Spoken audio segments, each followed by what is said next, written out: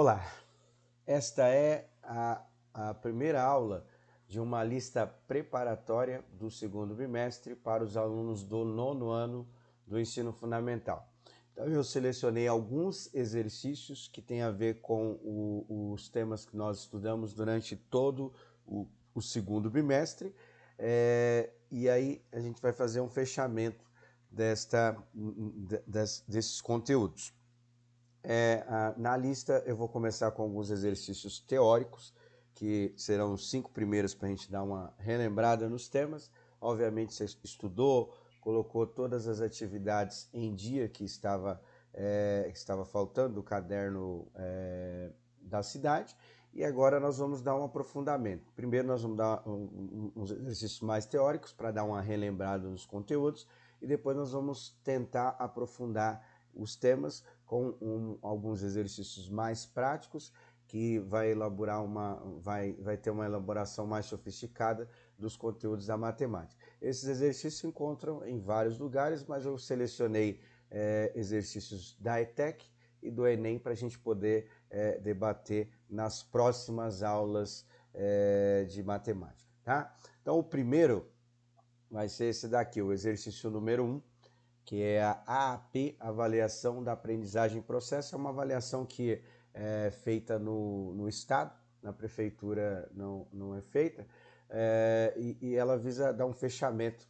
aos conteúdos dos bimestres, tanto em português quanto em matemática, tá? Então essa questão foi retirada de lá. Bom, Bento aprendeu que há frações que geram dízimas periódicas. Só para lembrar, as dízimas periódicas são os números infinitos e que ele repete o mesmo número ou os mesmos números sempre. Então, no caso aí da alternativa A, tem o 2 que se repete várias vezes, o AB, o 7 que se repete várias vezes, o AC, o 7 também que está se repetindo várias vezes. E a D, já eliminando aí, a D ela não é uma dízima periódica. Por que ela não é uma dízima periódica? Ela é um número racional, mas tem fim, ele é finito. E a dízima periódica é um número racional que ele não tem fim. E aí toda a dízima ela é gerada através da divisão de dois números, no caso das frações, dos números inteiros, que aí gera uma dízima, tá? Bom, ao observar a fração 52 sobre 900, Bento calculou corretamente que a dízima periódica aí tá lá. Bom, como a fração, fracionar alguma coisa é sinônimo de dividir, então nós vamos dividir esses dois números e tentar verificar qual dízima periódica vai dar, tá? Bom, coloquei aqui usando o algoritmo de Chaves. Eu vou continuar, vou fazer o comecinho e aí vocês tentam terminar. E o ideal é que você use também a alternativa, as alternativas que tem para poder auxiliar nos cálculos matemáticos que você tenha que fazer. Bom, então primeiro, para a gente poder dividir, a gente precisa ter um número maior do que o número da chave. 52 não é maior do que 900. Como que nós fazemos isso aí? Acrescentamos o zero e a vírgula e do lado o zero. Ele continua sendo maior, ou seja, 900 não cabe nenhuma vez em 520. Então eu vou fazer o zero aqui e vou colocar mais um zero aqui para que ele fique maior. Ou seja, 5.200 é maior do que 900. Aí o que você vai fazer? Você vai fazer 900 vezes quanto? Que dá 5.200 ou chega próximo. Eu aconselho você voltar lá nas alternativas e ver mais ou menos aqui tem essa estrutura, 0,0 alguma coisa, que aí vai te ajudar a fazer o cálculo dessa divisão, que para o aluno do nono ano não é tão complicado, mas às vezes tem alguma dificuldade nisso, aí as alternativas pode ajudar no caso das divisões, certo? Bom, segundo exercício. Pamela, ao dividir dois números inteiros positivos, obteve a dízima 125,55555. Então, 555 é o número que repete várias vezes, caracterizando ao que a gente chama de dízima periódica. A fração geratriz desta dízima pode ser identificada corretamente, como aí está lá as alternativas. Bom, a gente fez de duas maneiras de como transformar uma dízima periódica, que é essa daqui, em uma fração que é chamada de fração geratriz. O próprio nome já diz, né? Fração geratriz, ou seja, a fração que gerou essa dízima periódica. Então, o que nós vamos fazer? Nós vamos utilizar um dos meios que a gente fez nas aulas para transformar um número através da sua dízima em uma fração que gerou essa dízima chamada de fração geratriz. Bom, eu coloquei o método prático aqui, tem até nas aulas aí para vocês relembrarem como fazer. Então, como que nós vamos fazer para através da dízima transformar na fração geratriz?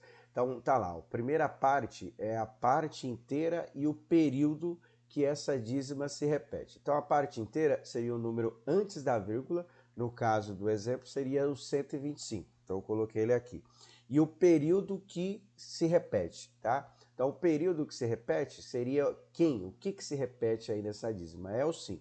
Então eu coloquei aqui, ó. Então ficaria 125 e o 5 que daria o número 1255.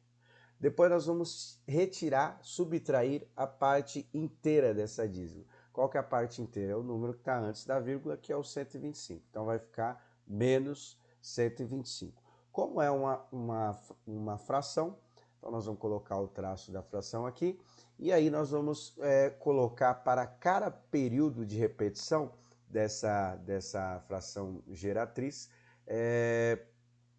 cada período de repetição, um 9. No caso do exemplo, o número que repetia após a vírgula era o 13, 13, 13, 13. Então, nós colocamos 2 noves para repetir aí, né? No caso do exemplo do exercício, a dízima periódica só tem o 5, que se repete várias e várias vezes. Então, para cada período, um 9. No caso, aí seria um 9 só. Então, o que você vai fazer? Você vai subtrair o número de cima e vai deixar dividido por 9. Não precisa dividir, porque você precisa achar qual é a fração que gerou essa dízima. Então, quando você subtrair os dois números de cima e colocar dividido por 9, já vai ter uma alternativa caso os cálculos estejam da maneira correta, certo? Bom, este é o exercício número 2. O exercício número 3 também fácil para a gente dar uma relembrada em algumas coisas. Dos números apresentados a seguir, qual deles é irracional? Então, o que é o número irracional? Irracional é um número que não tem uma razão de ser. Razão em matemática é quando a gente divide os dois números. Ou seja, todo número irracional, a gente não consegue achar dois números que é representado na forma de fração, que vai dar esse decimal infinito, tá? Então eu coloquei aqui, ó, a definição para a gente relembrar, mas está lá no material de vocês. Os números irracionais são os números que têm uma representação decimal infinita e não periódica, ou seja, ele não repete o número nunca, tá? É diferente da dízima, que sempre vai repetindo o mesmo padrão sempre. O número irracional não tem essa característica. Então aí tem que marcar qual desses é um número irracional. Então a gente tem 3 que não é um número irracional, certo? Bom, o quarto exercício tem a ver com o número π. Vamos dar uma lembrada aí. Qual é o melhor ponto que representa o número π na reta numérica? Então nós temos alguns pontos marcados nessa reta numérica. Essa reta está variando de meio a meio ponto, certo? Então temos lá vários números marcados, na verdade, 4 pontos marcados nessa reta numérica. Bom, então vamos ver aqui. Coloquei a reta numérica, o número π, só para lembrar, ele vem de quando a gente divide a circunferência, o contorno de um círculo, pelo seu diâmetro. A gente chega no número π. Então, ele é aproximadamente 3,14. Então, nós vamos ver com os pontos que nós temos aí, qual deles melhor representa o número π. Porque a gente sabe que o número π ele é um número irracional, ou seja, ele é 3,14, 15, 9 e assim vai, ele não repete nunca os valores após a vírgula. E aí o que nós vamos fazer? Nós vamos tentar identificar nesse intervalo que ele deu qual desses pontos A, B, C e D, ali são dois, né, C e D, que representa o número π.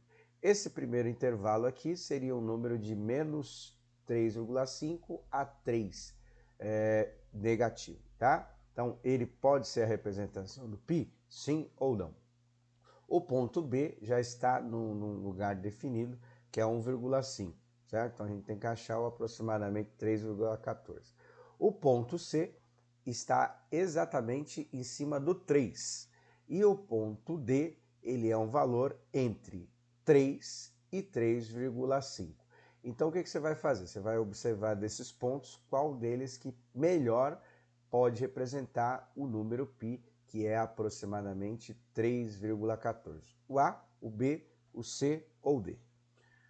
Bom, continuando, o último exercício da aula de hoje, ele tem a ver com um tema chamado notação científica, que é você escrever os números muito pequenos ou os números muito grandes em base de 10, tá? Então, vamos ler aí o exercício e tentar identificar o que nós vamos ter que fazer. O vírus da dengue tem o comprimento de 0,000050 metros. Deve ter faltado algum zero, mas segue o baile. Aí tem aqui o que? Esse valor da notação científica aí tá lá as alternativas. Vamos colocar aqui para a gente ver. Vou colocar o número primeiro e relembrar um pouco do que a gente estudou sobre notação científica. Então esse número é um número muito pequeno, tá? É um número menor, muito menor do que 1. É bem próximo de zero esse número. Então, o que nós vamos fazer? O primeiro passo é representar o número que eu tenho, é o número racional, entre 1 e 10. Como que eu vou fazer isso para representar esse número entre 1 e 10? Basta eu posicionar a vírgula de uma maneira que fique essa representação entre 1 e 10. Então, eu vou colocar a vírgula entre o 5 e o 0. 5,0 está entre o número entre 1 e 10. Então, repara lá que eu coloquei a vírgula entre o 5 e o 0, tá azul ali. Então, esta é a primeira parte da representação da notação científica. E aí a segunda parte, para que ele permaneça igual, eu vou representar esta potência de 10. Então, eu vou fazer vezes 10 elevado a alguma coisa. O que eu vou colocar nesse expoente aí? No expoente, eu vou colocar o número que eu contei para as casas, para posicionar a vírgula. Então, da onde a vírgula estava, que está lá em vermelho, até onde eu posicionei, quantas casas eu tive que contar, ou eu tive que modificar essa vírgula, eu tive que correr essa vírgula no número para que ele fique entre 5 e 10. Ou, perdão, entre 1 e 10. Então, esse expoente, no caso, como eu tenho, só para relembrar, que eu tenho um número muito pequeno, esse expoente tem que ser um número negativo, certo? Só para relembrar das aulas que a gente teve sobre notação científica. Então, eu tenho um número muito pequeno, esse expoente tem que ser negativo. Se fosse um número muito grande, esse expoente ficaria positivo, certo? Então, é isso que você vai ter que fazer. Contar e a quantidade de casas que teve que contar para posicionar a vírgula vai ser o expoente dessa base de 10. Lembrando que essa base de 10 ela tem que ser negativa, porque eu tenho um número muito pequeno. Então é isso para a aula de hoje, tá? Faça os exercícios, posta lá. Eu vou colocar a lista em PDF para vocês poderem consultar. Caso queira ir até a escola retirar uma lista desta impressa, também pode. Caso não queira, só fazer a resolução dos exercícios no caderno e postar lá para que a gente possa corrigir esses exercícios, tá bom? Um abraço a todos, até!